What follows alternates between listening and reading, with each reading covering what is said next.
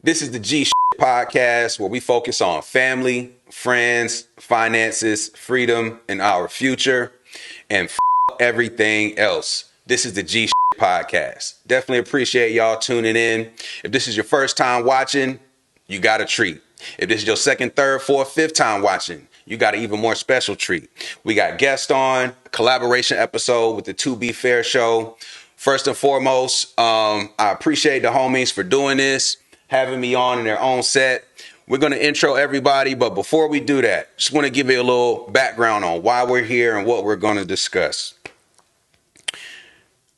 With the Pod, you know we're big on those 5 F's, the 5 F's: family, friends, finances, freedom, and our future. I think this particular pod, we're going to hone in on that friendship aspect and dive deeper into how these gentlemen came together to not just create the To Be Fair show, but really get into how they actually make it work and function. Because I know as a creative, are tough to work with. This is just what I know. Different personalities, different things, and you have to find ways to make it all work. And what I'm most impressed to see with this being my first time here is the collaboration. I see multiple people in the room. It's definitely a full out team effort. And for me, that is great to see, because I know from a personal experience that is difficult. It's difficult to get everybody on the same page. It's difficult to even not just get them on the same page, but then actually build something with the same vision. We talked about marriage, but wow, what about a three-head monster like this, for example? Like, things got to be on point. So I want to talk about how the friendship led to this point to create the To Be Fair show. They even got the great merchandise here. I mean, shout out to these fellas here, man. They doing it right, man. If I had my soundboard here, we giving a round of applause. We're going to insert that right here.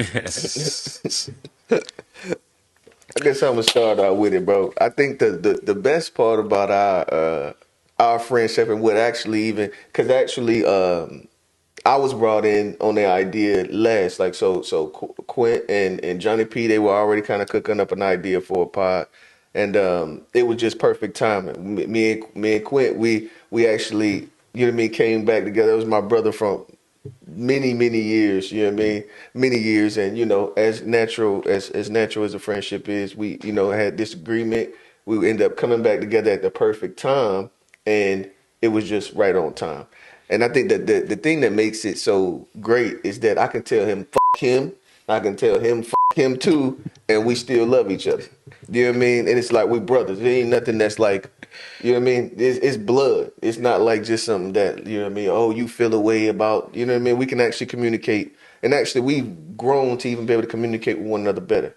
So it makes it so that, like, his voice is not more important than mine not more important than the other.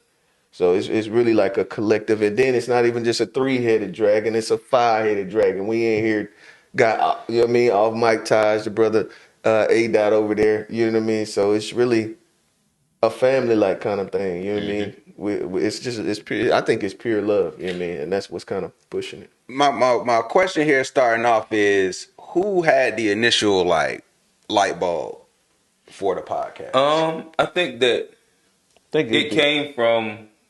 I guess if we was to be like specific, I did. It came off the branch of me and Johnny. We had like a reaction channel going for a second, where we reacted to music. And matter of fact, we still got it. So first, listeners, make sure you tune in. But What was some of the music at the time? Like, what time period we started off with J. Cole's "The Off Season." That was our first reaction, and we just kind of snowballed from there. Okay. But what ended up happening a lot in the videos is that we would more than break down like the technical fundamental senses of bars and cadences. We would talk more about concepts that happen with like what a person is saying. And so then the videos would end up be 20 minutes because we ended up just having these almost podcast-esque conversations, right? So like that was one of the initial spaces of it where it was like, okay, like we're already having this conversation. We might as well eventually extrapolate it. Yes, Okay, but pause. What made y'all even think to do that and put it on YouTube? So that was an idea that I had just so for me. If I talk about me as a person, I think that I am a natural creative. So if I'm not doing something over an extended period of time, I want to do something. Right. So that can come from like you could look at like if I just take it from college and up, I played in the percussion section, so I was in the drum line. And that's where I got my creative scratch from. After college I became an artist, a producer, and an engineer. That's where I got my creative scratch from. After that I became a coach. That's where I was able to get my creative scratch from. And I was inside that gray area where I was trying to find the next evolution of who I am as a creative. And the idea of what I ended up finding myself look at a lot was content of reactions. Like I listen to something, then I look at reactions. I'm like, this is something that I can see myself in inside this space. And so I hit up Johnny. I hit up Rail up the first day. I hit up Jeff. I hit up my boy Riz. I hit up maybe it was one more person. Just to see who all be down to come through. And because I knew the J. Cole album was coming out, and this would be a launching point to be like, let's see how we can kind of figure this out. And are y'all like Cole stands too? Like, are y'all in that like like that social media has like that Cole stand? I'm probably slightly there. I'm a big J. Cole fan. Yeah, Always have I'm a been J. Cole from like fan, day but one. he's my favorite rapper. So I guess like Okay. Yeah, for sure. I mean, shout out to Cole. He's definitely yeah, but one of the to me, goats. if it was a Drake album or Kendrick, I knew that okay, boom. If I'm thinking forward, the launch of like you got the big three. If either three of these go, it gives the opportunity for an opportunity. I guess you would say. it's a moment for sure. Right. So Yeah. I was more so waiting for one of the big three to drop, to where I was like, okay, if I have this idea in my head. If I want to execute it, I want to execute it at the prime time, in which it'll be like one of the big three dropping, so then I can see what's working. Got it. And I can kind of test the waters, and then it's going to get flow, like it's going to get traffic because of that's just kind of the way it works. Like their names are going to be clicked a lot, and it's going to trickle down all the way to me. So with that, I said, all right, Cole. He announced it. Let me hit the up. I'm also a bad planner, so I'm pretty sure I hit everybody up like the day of, the night of, or maybe a day before. But Okay. that's kind of like where it all started from. So let me interject here. So so you reached out to several people, but the first one that went live only had Me, Johnny, and it was my homeboy Riz. okay. And so Johnny, Yes, sir. he hits you up with this idea. Is it new to you? Are you hearing this for the first time? And ultimately, what made you show up to say, all right, I'm going to try it? Well, for me, like I said, I've been a creative. I done dabbled in music. I've done photography. I even had a podcast before this one, the 831 show, and What was that podcast? it was me and my dog Skill. We gonna probably get him up here too pretty soon. But it was just us talking about really just best friend conversations. We would talk from anything from music, conspiracy theories. We talked about crypto. It was just everything. And a lot of time, what we did was Best friend conversation. Yeah, that was hard. That's why but we found ourselves having conversations, and then 3-4 months later, our conversation would go mainstream. Yeah. And so a lot of the time we was just trying to give game. Like we're talking about this, you might hear this coming up. And I don't even say this a lot, but one of my predictions on there, I was like, J. Cole gonna drop his album in May. And our podcast kind of ended. You know how best friend stuff go. It go stuff end up happening, but Cole ended up dropping his album in May. And so Quint hit me up. It's another one of my partners, my dog from the port days. And so me wanting to continue, the creative stuff, I was like, All right. switch this. So pause then, right? Okay, so so what have y'all done creatively before then? Oh, okay, cool. So, Oh yeah, yeah. Like So the port, like in it's all general, kind of stuff. all our friendships are tenured to an extent. So like none of this is like something that just happened. It's not instant grits. So me and Rail, Rail, A-Dot, we know each other from high school. High school? What and high schools? Can y'all say it? Berry, All right. Philip Berry, in which creatively, And that's where? Here in Charlotte, North Carolina. West Side. West Side. And so from there, like creatively, we just speak on like original creative endeavors. We were all inside the drum line together. Tone was high school. Yeah, Tone was the section leader. me and Rail, we was kind of Darius Miles in it type. And like so, we created in itself right there. Also, me starting my rap journey started with these three fellas right here. Yeah, A Not Dot, me. Right. Rail, in which at his mama's house over the summer at the pool and listening to Jeezy and figuring out like, hey, let's try this. Let's throw in the instrumental. And so like that's the antithesis of our creative space, which evolved after college. We had made a group called The Port, which again, if you want to go even earlier, like the manifestation of even that came inside that same original moment. We said we're gonna go out to school. When we come back, we're gonna do something together, type. And so like the manifestation of it, like the beginning, the antithesis started from there. That made it to The Port. In The Port, Johnny was probably the dopest photographer in Charlotte, and so like he just so happened to work with a videographer that we that was contracted with The Port, and my own boy Keith, Lone Ranger. And so him and then another guy, Deep Black Photography or Jeff. Y'all might have seen him a couple times. They all Fever. work together. And so just by happenstance luck, my guy Johnny, right place, right time, got brought into The Port with us. And so for that, like we kind of like did a couple different projects. It was music. We did like some like short skit YouTube type. We actually had like an And original. what year is this, roughly? This is all like 15, 16. 2014 through 15. Yeah, Million Man March. Yeah, we went to Oh yeah, Million Man March. Yeah. Like, we did all those things together. I got to interject because I did a pod where I talked about how I became to doing a podcast, and I talked about how I was an artist as well. And for those like we got music out there. So that's that track.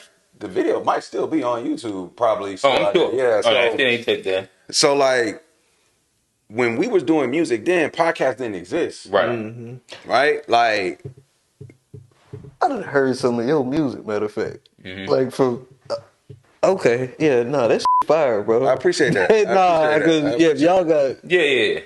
okay, nah, I'm putting some shit together now. Like, yeah, nah, I done heard your word, appreciate that. yeah, Appreciate that, okay, but yeah. when at that time frame as a creator, because I consider myself Okay. I would self-proclaim as an artist, right? I feel like I'm an artist. I like to create things, and that's ultimately what I value over anything else, like being able to freely find an expression, you know. What G's saying is that I want y'all to look at the To Be Fair show, right?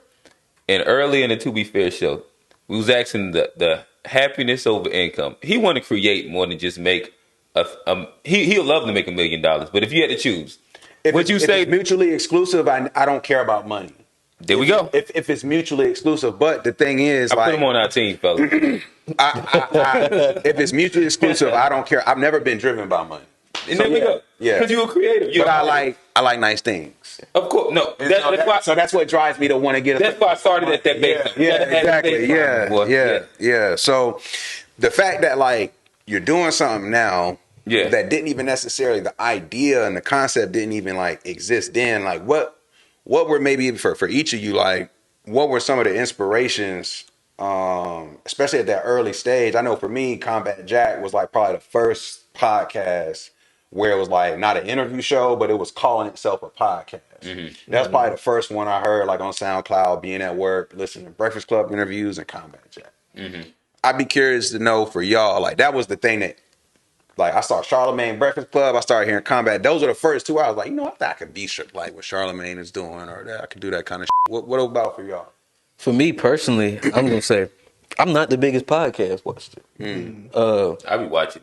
I mean, there's a couple. I like 85 South Show, $1 Million Worth of Game, Brilliant Idiots. So, like the main ones, Joe Rogan. Like, but personally, I don't necessarily like really watch podcasts all the time. Like, or listen to it. Like, there's the few that I'll run, but I'm not really a podcast like consumer. Okay. Like as much as other people are. Okay. So it was just me wanting to just do something creative. So what made you hop into it with your homeboy? just wanting to do something creative, and Okay. and we had dope ass conversations, and we've always been like, we used to call it like ahead of the curve conversations. We talk about stuff, So it was a natural segue. and it was just kind of like a natural thing. Hey, you know, he used to do music. I've done music in the past, but it was just, you know, there was a mic there. I still need to hear my Jonny P verse, dog. I ain't got me one yet, bro. You gonna need to bust that joint out, dog. Hey, And hey, I'm not gonna lie.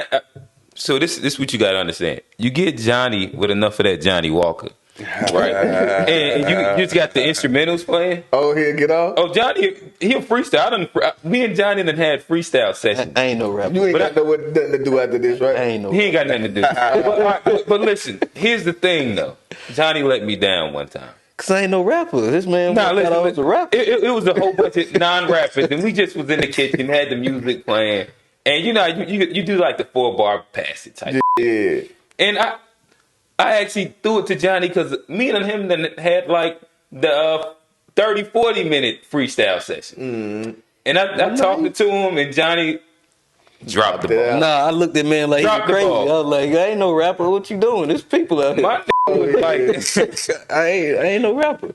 But I've done music. I used to make beats. I've done like audio engineering and stuff in the past. But I ain't no rapper. let a down. My bad. Yeah, no. But, I ain't no- answered the question too. Yeah. So what got me into it to be, and it's crazy that John, you had your own your podcast joint going on, and for me as well, I was having one. And what was, I guess, the inspiration for me was like little moments of the I Am Athlete podcast. Okay. Yeah, that's So there are another good one. moments. Got the shot. Another Yeah. good one. There are moments Another where good you one. see that vulnerability, and so for me, if you know what I mean, I hang my hat on being vulnerable. You know what I mean? So I was going to start one, Man to Men, the Man to Men podcast. I mean, me and my brother had started working on it. But it, you know what I mean, the feel it, and then I'll also say too, because of the fact that me and Quint done worked on a lot of different things together over the years. Like throughout the years, like we've done a lot together. You know what I mean? So I understand the way that he thinks, and I think that he understands me in a way that, you know what I mean. It meshes well, like it meshes very well, because we Since like high school. bro. When I tell you I say right when like Drumline came out, like that was like from Drumline coming out until the rest. It's been like what it is. You know what I mean? And 20 plus years now at this point, right? Like Drumline was Yeah, like yeah, what? yeah. I ain't never think about it like, God damn. Yeah. Like, So both y'all was like P1? what? Like, what year was Drumline? Like pretty much. 20,000 maybe? 2002? No, he was already a P3. You know what I mean? I literally he was already a P3, and bro, we're gonna have to tell that story at length one of these days, bro. We're gonna have to tell that story, and then even with A Dot, like we gonna have to tell that story at length one of these days, bro. Because the thing that shit is crazy, bro. It is. But like, yeah, we done had a lot of history, and then when they told me to give me like the invite to do it, I'm like, man, you already know, bro. Like I'm with it. Like, So how many joints had y'all done with the other third party before it became maybe just y'all two, or like what was it like? Okay, let me hit up Real. But like, at what point was it the To Be Fair show before him? So to be fair, so Well, first listen is his own. yeah, it was So first listening. listen is like the reaction for music. Okay. And we also brought Braille on to that eventually. He like, so we segued him in. So like he eventually became a third part of that, and then we dropped the podcast. Okay. But that might have, truthfully, that could have had like, I'll put it like this, in time of years. It probably had about a year and a half in before we came up with the idea. And truthfully, like the mark was, we got to about 1,200 subscribers. And I was like, oh, all right. So now I'm reading up on YouTube, and I'm like, okay, boom.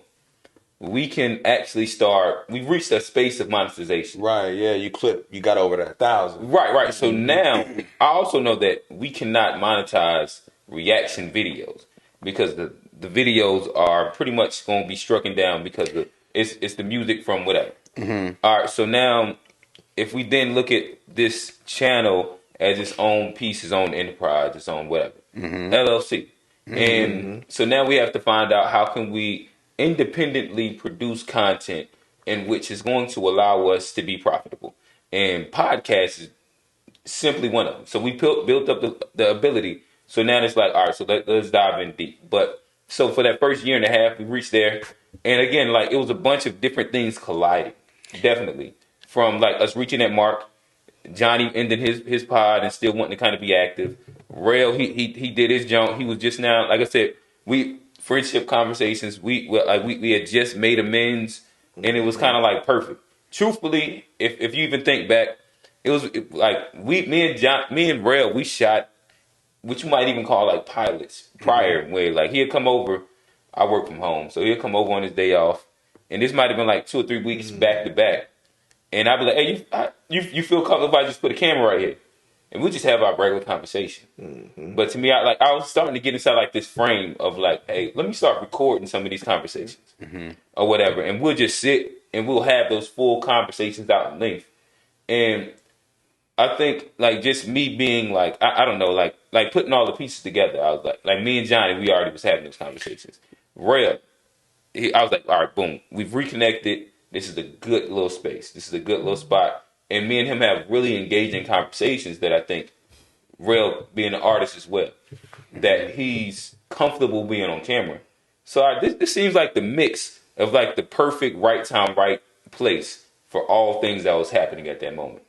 Makes total sense. And I want to talk about that 1,000 on YouTube, because I think for a lot of creators, that is clearly like a defined mark and goal to get a hurdle to clear, something that I'm in the process of trying to get to. And so I'm hearing you say it took about a year and a half, you eclipsed that 1K. Like, in your opinion, what were the things that really helped drive you to that position where you could realistically start thinking about how to monetize the channel because you got over that hump? I mean, if I can answer, I think it was like I say, like our first listens. It was more about it wasn't just music reactions. I think the boys got into we had a different space where we actually sat down and talked about at length. And the way we do, we discuss stuff, we fully unpack shit. So it was not like we just said something and then just, oh, that was a hot bar. No, we said, hey, what's bro actually saying here? Oh, I can relate to that bar because of this. Listen, I done got canceled by the Barbs already. It's been happening. They done been down my throat already.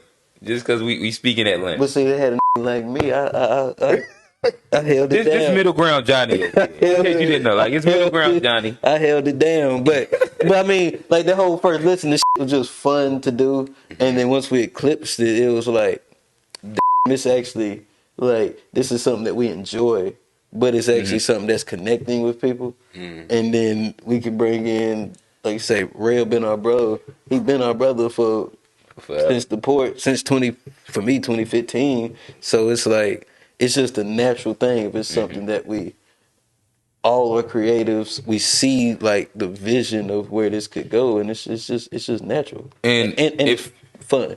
But, right, yeah. And if I dive even deeper into like the literal psychology of it, it was on the marketing side, it was more so being selective with reactions with things that I knew would drive traffic so that we can kind of like get that push. Because it's just like it's almost its own natural thing where the more flow that a video gets, the more subscribers you're going to end up trickling in. And it became a little space where like we went through the trial and error. We did some B lists, we did some A lists, we did whatever, and starting to kind of like figure out some of like, all right, what are the pieces that actually make sense when it comes down to view count, and then how those views are translating over into subscribers. So then it became fairly selective. Like Big Pushes was definitely the J. Cole album, the Drake album, the Kanye album. Yeah. Pusha T helped. The Pusha T album. Like it was certain ones where like the pushes was there specifically off of these, and that, like we wouldn't just do one full album; we'd do the songs.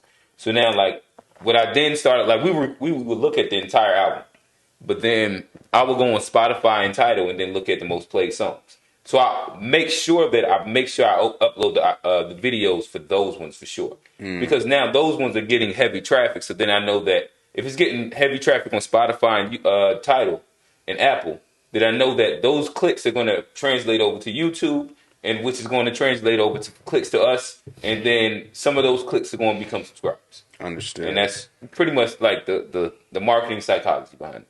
Okay. That's good. It's like, so I just wanna like recap some things that I'm hearing, because it's like a lot of people, they see stuff and they think it's just like overnight. Or they think it's like, oh, I could do that too, or and then it's not to say that people can't do it. You definitely can do it if you try. But Or not if you're not talented. But my bad. it takes knowing where your talents are, Yeah. knowing what That's what role I you mean. gotta play. Yeah. Like it takes a lot, and just the element of consistency here within the relationships, like Yeah.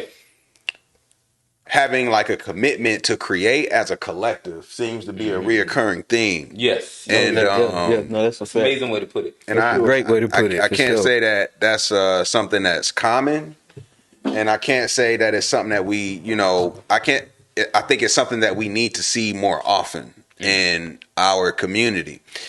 I know from my experience trying to work just with other people, part of it could be that maybe like I tell people I do music, like I kind of stopped making music because I tell people like I kind of figured out I'm not really that likable.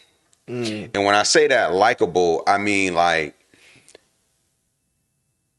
I don't go out of my way to like be mixy with people. And I don't go out of my way to network. And I don't go out of my way to like do the things to market yourself, to like get that, like, the thing I notice on social media is that like a lot of people engage with who engage with them. So if somebody likes all your stuff, then so it's like a feedback that's loop of easier stuff. to do, because it's like it's hard to go out there and engage with somebody who In real life. don't know you from a can of paint, and like you got to go and try to like it feel like you riding a little bit. I get it. And nobody I get it. nobody wants to be a rider, but I get it. sometimes you have to put your ego aside a little bit, and that's why it's easier as a collective, because it's not just like me doing it, by myself. So it's like we've built this thing out to where it's an infrastructure, to where it's like we can just stand on our infrastructure. So I don't feel like I'm riding if like I'm showing love to somebody, because it's like I want you to come on my platform. And if I like to like piggyback on what Johnny was saying, not to move the conversation from where you was at, but I think that's something that friendship is one of them pillars that you stand on. Like, hey fellas, it is okay to give your friends their flowers and say that they're good at. Like, we got to get out of the whole idea of like this meat riding, riding, where like, no, if somebody's good, it's okay to say that. You're not meat, like it's all right. And that, like, that's that black man ego. It's like that ego as men, and like it's like its own deficient way of thinking, where like it is okay. Like we can sit here and speak about like the different pieces of mental health that comes with people feeling depressed, feeling low. A lot of it, like, a nigga be nice at shit and never tell them, and then they feel some kind of way about it and they stop doing it. Some shit that they great about because the niggas that with them didn't actually vocalize it. That's fact. Bro, I swear to God, I think that the dopest rapper that's out there quit. The dopest rapper that's out there quit. Oh, You know what I mean? That's my opinion about it. Of Like, course, bro, I know mad talented, and we don't even know who it is. Now, we don't even know who it is. We don't even know who the it is. dude that's actually like that, bro, just quit. You know what I mean? He work at you know what I mean? He work at they General fuck- Mills or something, bro. You know what I mean? And that, it'd be crazy, like, bro. And then so amongst men, you know how many women gas each other. Why do you think it is that like we won't gas each other? We need to gas each other, bro. They gas each other off the cliff. Like, we could just gas each other. Even our compliments be crazy. But like, this nigga think he doing something. Yeah. that's for sure. That is for sure. That is for That's the sure. fact. That's the fact, bro. The compliments be insults. Look at this. Yeah. Right. Come in here looking like such That a goddamn coat. This probably is fire. Think he Sorry, clean. be fire. It's crazy because like that and then and if we zoom out even, right, some of like, so I did ask a question about like some of the inspirations of podcasts. Y'all mentioned some of the favorites that I watch as well, but especially those podcasts centered around quote unquote culture, however we define that, and that are predominantly male, black male driven. These don't stick together for nothing. Like the Joe Budden pod had their breakup. I am athlete. I am athlete having their situation. The Math Hoffa joint. Oh, damn, yeah.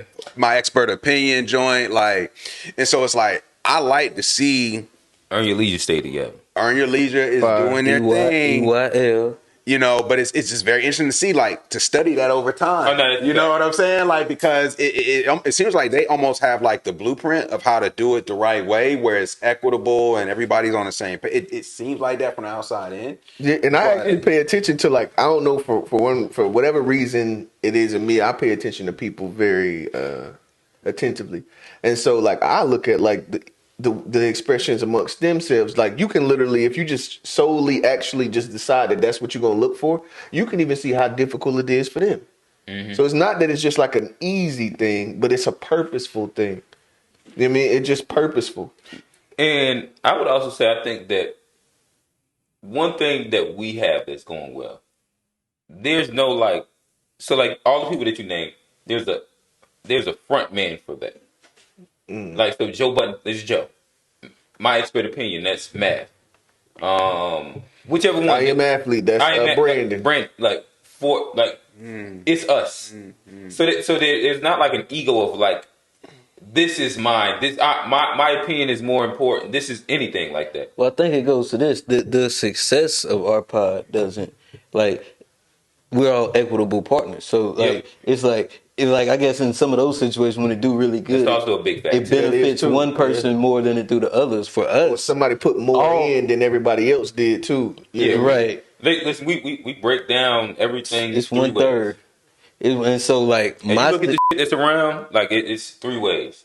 My success is real. It is Quint's success. It's not just like if this do good, I'm gonna get a big payday and I'm gonna just throw them whatever. It's like, nah, we've built this. Yeah, and like, what's another amazing together. thing? And my thing, this is the thing that I love about it. It's like I was saying in the beginning.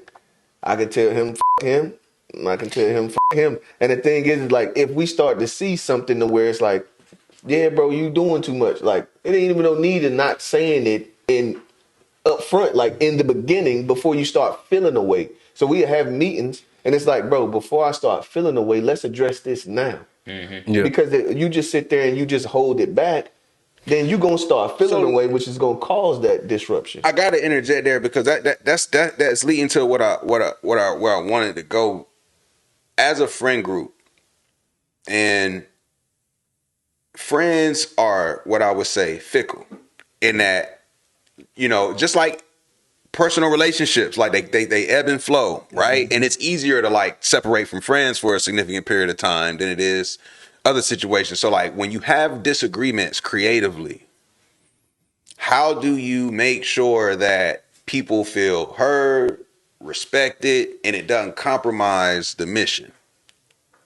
Well, for one, we got a 2/3 rule.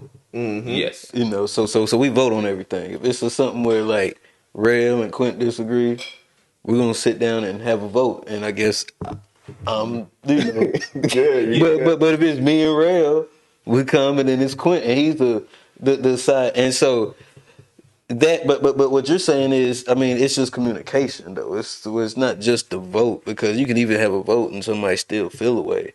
But it's like that. If it's Rail and Quint and I'm the third vote, when I vote, I'm gonna make sure if I'm choosing Rail, I'm gonna be like, hey Quint, this why. You know, X, Y, Z, and it's just all about just being open and just not having like, or just being open and just being vulnerable and not letting your ego, you know, decide how you're gonna move. And I like to look at it. I say this with so me and Taj, but I say this with us as well. Like, so early on, we had the difficult conversations first. Before we even like recorded an episode, we said, how we gonna break this down? Like, we did all the if it happens conversations early, right? To where there's not much that you would ask us about it that we would feel a way about, because we've had like the business conversations up front. Where like you look at Joe, and like it was clear that and like the reason the split happened, it was vague. I'm It actually was vague, and there was a person Was with an ego. not clear communication. Right, Correct.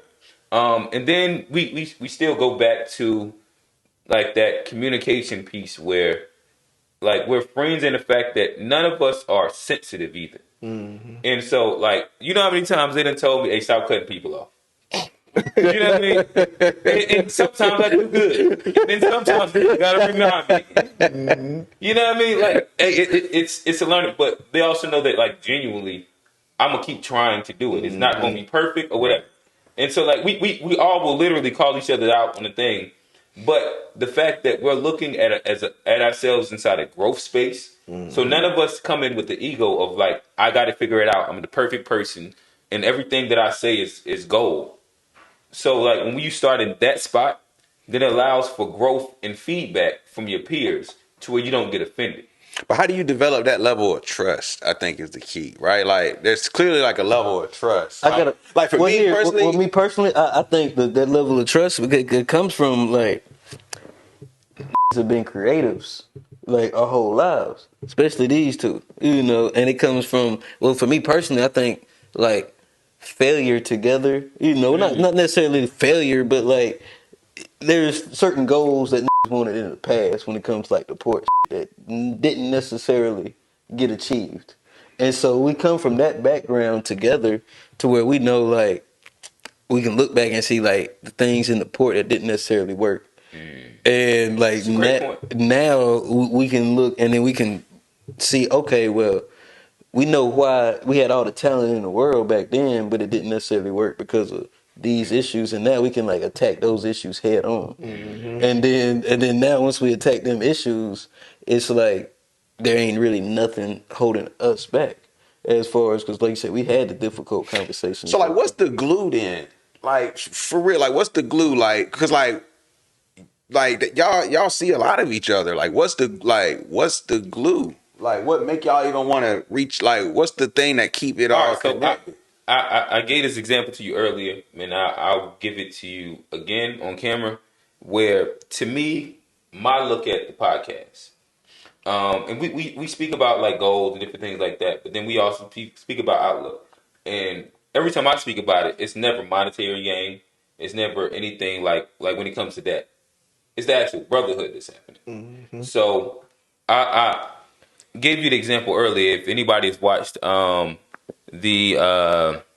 what's the name of it? The Best Man Final Chapters. To me, they do this perfectly in the ending scene. The ending scene in which, bro, I ain't gonna spoil alert you, but I'm gonna just say, bro, yeah, please, bro, because I've been wanting to see that. Yeah, I ain't bro. watched it either. So bro went through a situation in a hard time, and he was depressed. Right, he was down. And like the last scene is him sitting on this couch looking at something. You see him inside, like whatever, like he's dead. Ding dong, the bell rings. He opens up the door and just turns away, and you see one person walk in. Right, and he's like, "Oh, maybe this is like a guy coming to pick him up." And you see the next one, and the next one. One person got like the little table, and then they set up in the living room. And like again, he went back to the couch. He's still whatever. And they set up in the living room. They do like they whole little like what they have is like a weekly card table. I mean like card game that they do or whatever. And so they set it up.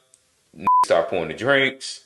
You know what I mean? Everybody got their shots. They done dealt the hand and everything done happened.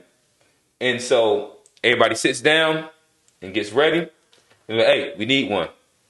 And he's like, all right, takes the little thing off, walks over to the joint, and they start. Somebody hit with a joke, lightens the mood, and then they just get into it. And that's what this is, where there's still a space of therapy, of brotherhood, Facts. community building. It's the to where weekly like poker game. niggas come in hot some weeks and like got their taste.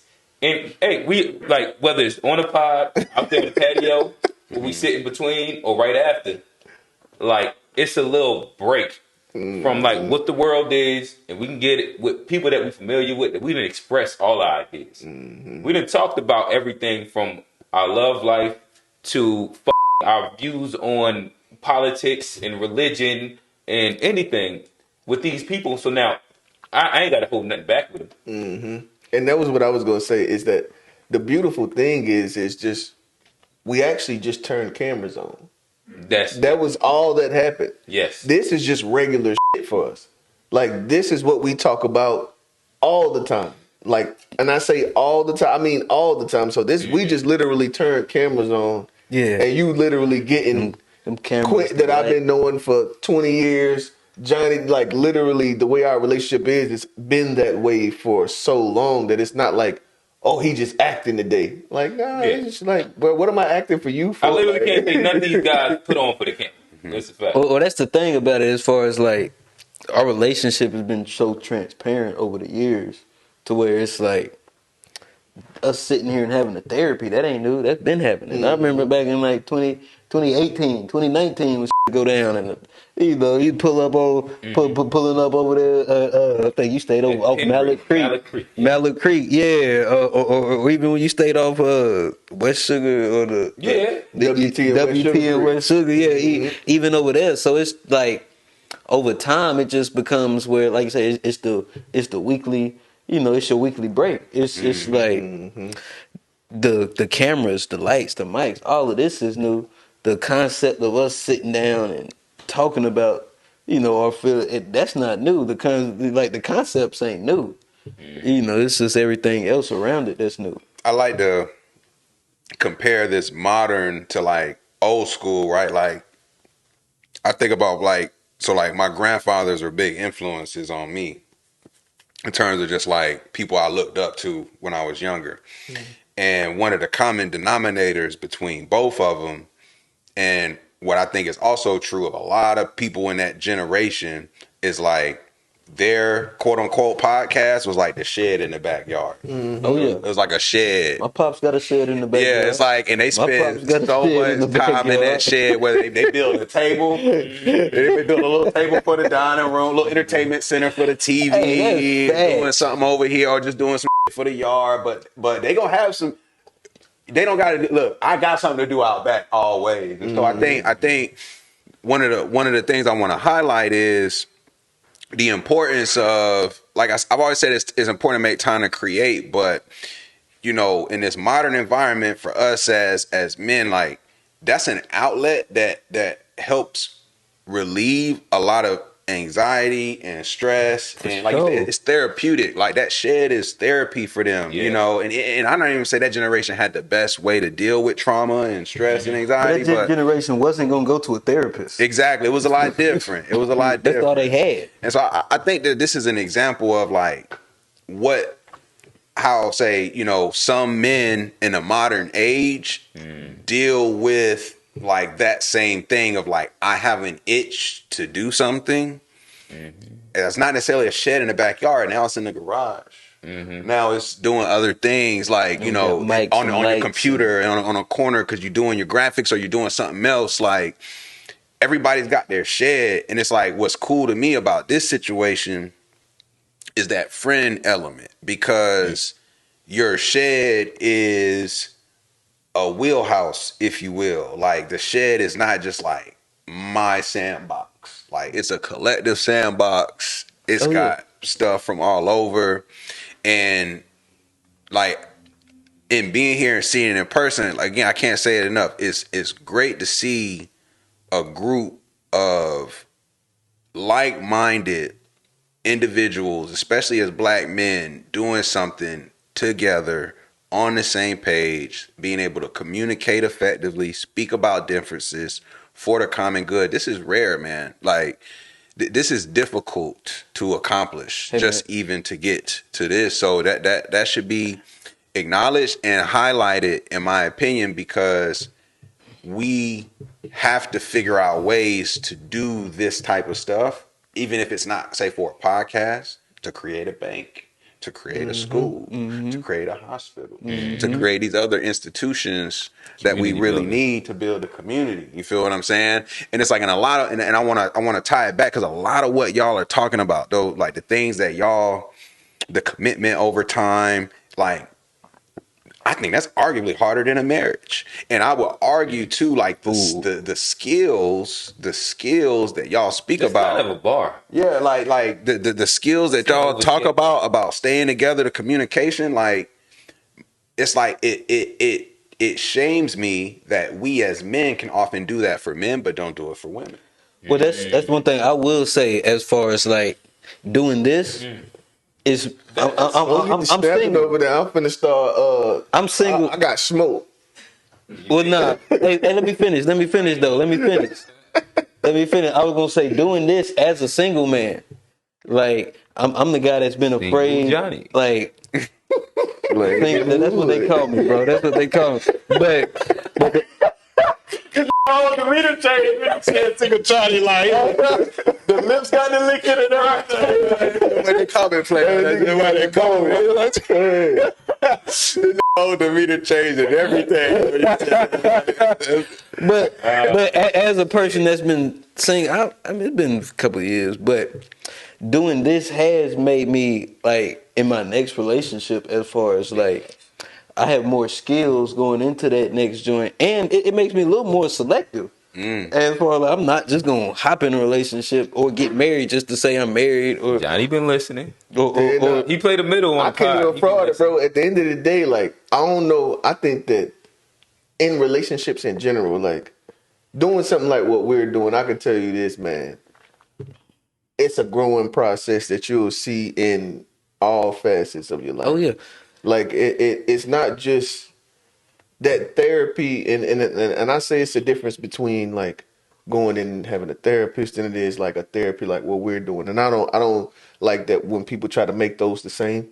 Because I've like literally years and you know what I mean having one-on-one and group therapy like and actually going through it. And then but what we're doing as well, it's a fellowship. It's a very, very healthy fellowship. It the conversations, the fact that you're having conversations, being vulnerable and being your complete self with a person over time, their opinions, as long as you can see, as long as you respect the person, you know what I mean, their opinions and the validity of their opinions will then start to help you see different things that will different perspectives. those perspectives. Because if you think you got it figured out, first off, if you think you got it figured out, you don't. You're wrong already. And the idea of having respectable opinions around you consistently over time, only thing that's gonna do is sharpen you. You know what I mean? It's you're gonna take a piece from this, a piece from that, a piece from this. My thing would be okay. Well, why? Just like study all of the religions and then figure out what you want to do. Figure out the person you want to be after you've done that. You know what I mean? And that's kind of like what this kind of feels, and that's what it you know what I mean feels like and motivates. This helps you understand the psychology of different people. Not necessarily And yourself. and yourself with it, but like understanding other people help you understand yourself, because it might be something that you can't understand. Like, why the do I do this? But then if you see somebody else that do the same thing and then he explain it in a way that resonates with you, you be like, oh, that's why I do that. I couldn't even see it because I'm so close to the trees. I can't see the forest, but old buddy just explained the forest to me. And now I can take a step back and I'm like, oh, that's a forest I was looking at. It wasn't just a bunch of trees together. And once you see the forest, then you'll be like, then you would have the ability to say, do I want to be here? Yeah. But you got to see it first. You got to understand it for what it is. That's fire, bro. Being like, okay, just like imagine like having a perspective, right? And then your perspective is just what you naturally have decided is best for you not through, you know what I mean, just off the strength of your experience. Then actually having the conversation about everything that creates that perspective. Oh, yeah. And then it's like, okay, well, now that I understand it completely, do I actually believe that? But and that can literally take you from everything that you thought you stood on to something that's like completely different, and it's more healthy, and it just makes more sense. And the funny thing is, a lot of us will have opinions that we can't even explain. Yeah, and it's just because you think that you just learned this. Yeah. I don't know. But that goes to the perspective I always talk about the cameras. It's like you can walk into a room like this. You walk in this room, it's 4 different cameras right here. Each camera sees something different. Yeah, for sure. Each camera sees something different. But we got a wide angle. You know, the wide angle catch everything. And then we can put a wide angle over there that's going to even see more than what this wide angle do. And so it's always about just arming yourself with more perspective so you can see more of the room. Because just because you got a camera don't mean you see everything. Yeah, I agree 1,000%. And you can look at something and take it for your, whatever you think, but there's also other perspectives out there, and in order to see, and you got to take those into account to get the bigger picture. If you just rely on your perspective, you might be a 50 millimeter. You don't see everything out there. You got to talk to the 24 or the 12, All right, go. Let me pass it. Now you. Oh no. I was kind of deciding if I wanted to make this point or not. Yeah, make it. This ain't the 2 Week Fair show, so we're gonna get crazy. All right. We out of here. Hey, get ready to clip. Clip this shit right here. Straight out. Clip this shit right here. G shit podcast. Tune in, subscribe. Hey. All right. We out of here. Hey, so we got 11 minutes on the clock, right? And